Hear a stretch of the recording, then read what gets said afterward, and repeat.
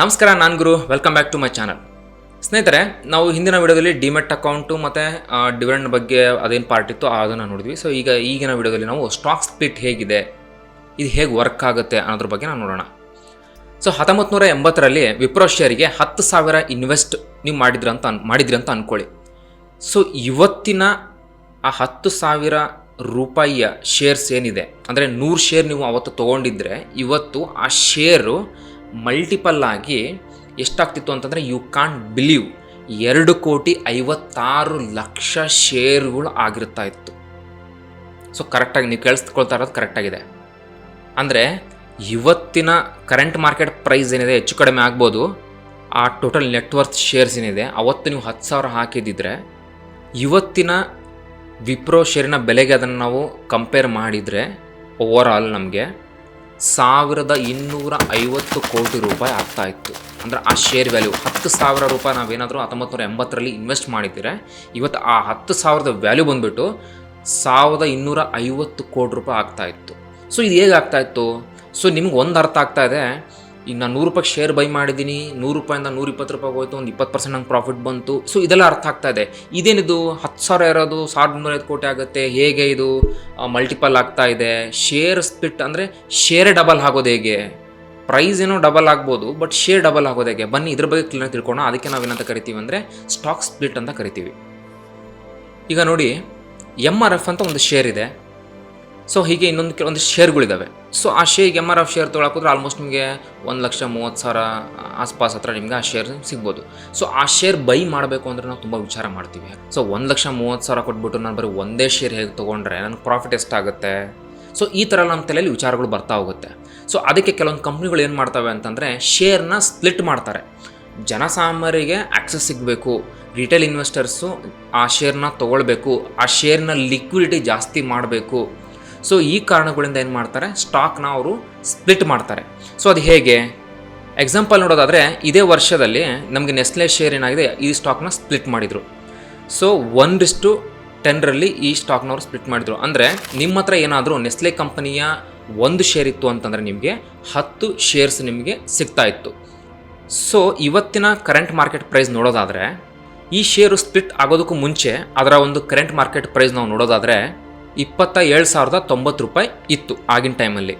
ಅದನ್ನು ಅವರು ಸ್ಪ್ಲಿಟ್ ಮಾಡಿದಾಗ ಒಂದು ಶೇರು 2,700 ಆಸುಪಾಸಿಗೆ ಒಂದು ಶೇರ್ ಏನಾಯಿತು ಸಿಗ್ತಾ ಹೋಯಿತು. ಈಗ 27,090 ರೂಪಾಯಿ ಇದ್ದಾಗ ನೆಸ್ಲೆ ಕಂಪ್ನಿಯ ಶೇರ್ನ ಎಷ್ಟು ಜನ ಬೈ ಮಾಡೋದಕ್ಕೆ ಮುಂದೆ ಬರ್ತಾರೆ? ಸೊ ಒಂದು ಶೇರು ಬಿಡಪ್ಪ 27,000 ರೂಪಾಯಿ ಶೇರ್, ಒಂದೇ ಶೇರ್ 27,000 ಹೇಗೆ ಹಾಕೋದು ಅಂತಂದೇಳಿ. ಸೊ ಈಗ ಶೇರ್ ವ್ಯಾಲ್ಯೂ ಬಂದುಬಿಟ್ಟು 2,700 ಏನು ನಡೀತಾ ಇದೆ ಆಸ್ಪಾಸೀಗ. ಸೊ ಜನ ಏನು ಮಾಡ್ತಾರೆ, ಕಡಿಮೆ ಪ್ರೈಸಿಗೆ ಅದು ಸಿಗ್ತದೆ ಸ್ಪ್ಲಿಟ್ ಆದಾಗ ಅಂತಂದಾಗ, ಅದು ಸ್ಪ್ಲಿಟ್ ಆದಾಗ ಒಂದು ಈ ಪ್ರೈಸಲ್ಲಿ ಸಿಗ್ತದೆ ಅಂದಾಗ ಏನು ಮಾಡ್ತಾರೆ, ಸೊ ಸುಮಾರು ಜನ ಆ ಕಂಪ್ನಿನ ಬೈ ಮಾಡೋದಕ್ಕೆ, ಆ ಕಂಪ್ನಿ ಶೇರ್ಸ್ನ ಬೈ ಮಾಡೋದಕ್ಕೆ ಮುಂದೆ ಬರ್ತಾರೆ.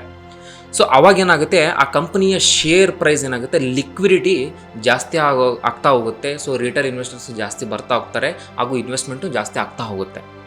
ಸೊ ಶೇರ್ ಪ್ರೈಸು ಜಾಸ್ತಿ ಇರೋವಂಥ ಕಂಪ್ನಿಗಳು ಸುಮಾರಿದ್ದಾವೆ. ಫಾರ್ ಎಕ್ಸಾಂಪಲ್ ನಾವು ನೋಡೋದಾದರೆ ನಮಗೆ ತುಂಬ ದೊಡ್ಡ ಎಕ್ಸಾಂಪಲ್ ನಮ್ಮ ಕಣ್ಮುಂದೆ ಕಾಣೋದು MRF. ಸೊ MRF ಕಂಪನಿ ಯಾವತ್ತಿಗೂ ಸ್ಪ್ಲಿಟ್ಟೇ ಮಾಡಿಲ್ಲ ಆ ಕಂಪನಿ ಶೇರ್ಸ್ನ. 1993ರಲ್ಲಿ MRF ಶೇರ್ ಪ್ರೈಸ್ ಏನಿತ್ತು 11 ರೂಪಾಯಿ ಆಸ್ಪಾಸಲ್ಲಿತ್ತು. ಅದೇ 2024, ಸೊ ಇವತ್ತಿನವ್ರಿಗೆ ನಾವು ಕಂಪೇರ್ ನೋಡಿದರೆ ಸೊ 1,50,000 ಚಿಲ್ಲರವರೆಗೂ ಆ ಪ್ರೈಸು ಹೋಗಿತ್ತು. ಸೊ ಆ ಕಂಪನಿ ಅಲ್ಲಿಂದ ಇಲ್ಲಿವರೆಗೂ ಯಾವುದೇ ಥರದ ಸ್ಟಾಕ್ನ ಅದು ಸ್ಪ್ಲಿಟ್ ಮಾಡಿಲ್ಲ. ಕೆಲವೊಬ್ಬರಿಗೆ ಅನಿಸುತ್ತೆ, ಇದು ನನಗೂ ಅನಿಸ್ತಾ ಇತ್ತು ಮುಂಚೆ ನಾನು ಮಾರ್ಕೆಟಿಗೆ ಎಂಟ್ರಿ ಆದಾಗ. ಸೊ ಶೇರ್ ಪ್ರೈಸ್ ಜಾಸ್ತಿ ಇದೆ ಅಂತಂದರೆ ಆ ಕಂಪ್ನಿ ತುಂಬ ದೊಡ್ಡ ಕಂಪನಿ, ಶೇರ್ ಪ್ರೈಸ್ ಕಡಿಮೆ ಇದೆ ಅಂತಂದರೆ ಅದು ತುಂಬ ಚಿಕ್ಕ ಕಂಪ್ನಿ ಅನ್ನೋ ಒಂದು ಭಾವನೆ ನಮಗಿತ್ತು.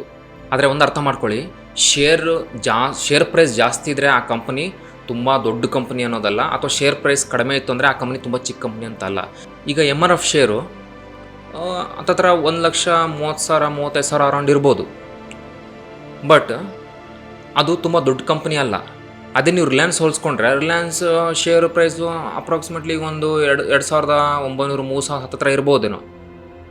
ಹಾಗಂತಂದೇಳಿ ರಿಲಯನ್ಸು ಚಿಕ್ಕ ಕಂಪ್ನಿ ಅಲ್ವಲ್ಲ. ಸೊ ಈ ಭಾರತ ದೇಶದಲ್ಲಿ ಸೊ ರಿಲಯನ್ಸೇ ತುಂಬ ದೊಡ್ಡ ಕಂಪನಿ. ಸ್ಟಾಕ್ ಮಾರ್ಕೆಟಲ್ಲಿ ಲಿಸ್ಟ್ ಆಗಿರೋ ಕಂಪ್ನಿಗಳು ನೋಡಿದ್ರೆ Reliance is the biggest company. ದೊಡ್ಡದು ಮತ್ತು ಚಿಕ್ಕದಂತ ಇದನ್ನು ಹೇಗೆ ವಿಂಗಡಿಸ್ತೀವಿ ಅಂತ ನೋಡೋದಾದರೆ ಇದಕ್ಕೆ ನಾವು ಮಾರ್ಕೆಟ್ ಕ್ಯಾಪಿಟಲೈಸೇಷನ್ ಅಂತ ಕರಿತೀವಿ. ಸೊ ಅಂದರೆ ಕಂಪ್ನಿಯ ಓವರಾಲ್ ಮಾರ್ಕೆಟ್ ಕ್ಯಾಪಿಟಲೈಸೇಷನ್ ಎಷ್ಟಿದೆ. ಸೊ ಅದನ್ನು 3 ಭಾಗವಾಗಿ ವಿಂಗಡಿಸ್ತೀವಿ. ಒಂದು small cap, mid cap, large cap ಅಂತಂದೇಳಿ. ಸೊ ಯಾವ ಕಂಪನಿ 5,000 ಕೋಟಿಗಿಂತ ಕಡಿಮೆ ಇರೋಂಥ ಕಂಪನಿಗಳಿಗೆ ನಾವು ಸ್ಮಾಲ್ ಕ್ಯಾಪ್ ಅಂತ ಕರಿತೀವಿ. ಸೊ 20,000 ಕೋಟಿಗಿಂತ ಜಾಸ್ತಿ ಯಾವುದಿದೆ, ಸೊ ಆ ಥರದ ಕಂಪನಿಗಳಿಗೆ ನಾವು ಮಿಡ್ ಕ್ಯಾಪ್ ಅಂತ ಕರಿತೀವಿ. ಸೊ ಅದಕ್ಕಿಂತ ಜಾಸ್ತಿ ಯಾವುದಿದೆ ಅಂದರೆ ಒಂದು ಅಪ್ರಾಕ್ಸಿಮೇಟ್ಲಿ ಒಂದು 50,000 ಕೋಟಿ ಇದಕ್ಕಿಂತ ಜಾಸ್ತಿ ಯಾವುದಿರುತ್ತೋ ಅದಕ್ಕೆ ನಾವು ಲಾರ್ಜ್ ಕ್ಯಾಪ್ ಅಂತ ಕರಿತೀವಿ. ಸೊ ಇದು ಎಲ್ಲೂ ನಿಮಗೆ ಡಿಫೈನ್ಡ್ ಆಗಿಲ್ಲ, ಇದು ಇಷ್ಟೇ ಇದ್ದರೆ ಮಾತ್ರನೇ ಇದು ಸ್ಮಾಲ್ ಕ್ಯಾಪು ಮಿಡ್ ಕ್ಯಾಪು ಅಂತಂದೇಳಿ. ಈಗೆಲ್ಲ ನೋಡಿಬಿಟ್ರೆ ನೀವು ಆಲ್ಮೋಸ್ಟ್ ಎಲ್ಲ ಕಂಪ್ನಿಗಳು ನಿಮಗೆ, ಸುಮಾರು ಕಂಪ್ನಿಗಳು ನಿಮಗೆ 20,000 ಕೋಟಿ 30,000 ಕೋಟಿಗಿಂತ ಜಾಸ್ತಿ ಇರೋ ಕಂಪ್ನಿಗಳು ನಮಗೆ ಸಿಗ್ತಾ ಹೋಗ್ತವೆ. ಸೊ ಹೀಗೆ ಒಂದು ಕಂಪ್ನಿ ದೊಡ್ಡದು ಮತ್ತು ಚಿಕ್ಕದು ಅಂತಂದೇಳಿ ನಾವು ನೋಡೋದನ್ನು ನಾವು ಶೇರ್ ಪ್ರೈಸಿಂದ ನೋಡೋದಿಲ್ಲ. ಕಂಪ್ನಿ ದೊಡ್ಡದು ಮತ್ತು ಚಿಕ್ಕದು ಅಂತಂದೇಳಿ ನಾವು ನೋಡೋದು ಕಂಪನಿಯ ಮಾರ್ಕೆಟ್ ಕ್ಯಾಪಿಟಲೈಸೇಷನ್ ಬೇಸ್ ಮೇಲೆ. ಸೊ ಐ ಹೋಪ್ ನಿಮ್ಗೆ ಇದು ಅರ್ಥ ಆಗಿದೆ ಅಂತ ಅಂದ್ಕೊಳ್ತೀನಿ. ಈ ವಿಡಿಯೋದಲ್ಲಿ ನಾವು ಸ್ಟಾಕ್ ಸ್ಪ್ಲಿಟ್ ಬಗ್ಗೆ ತಿಳ್ಕೊಂಡ್ವಿ, ಹಾಗೂ ಕಂಪನಿಯ ಮಾರ್ಕೆಟ್ ಕ್ಯಾಪಿಟಲೈಸೇಷನ್ ಬಗ್ಗೆ ಸಹಿತ ನಾವು ತಿಳ್ಕೊಳ್ತೀವಿ. ಸೊ ನಮ್ಮ ಮುಂದಿನ ವಿಡಿಯೋದಲ್ಲಿ ಇನ್ನಷ್ಟು ವಿಚಾರಗಳನ್ನು ತಿಳ್ಕೊಳ್ತಾ ಹೋಗೋಣ. So keep watching.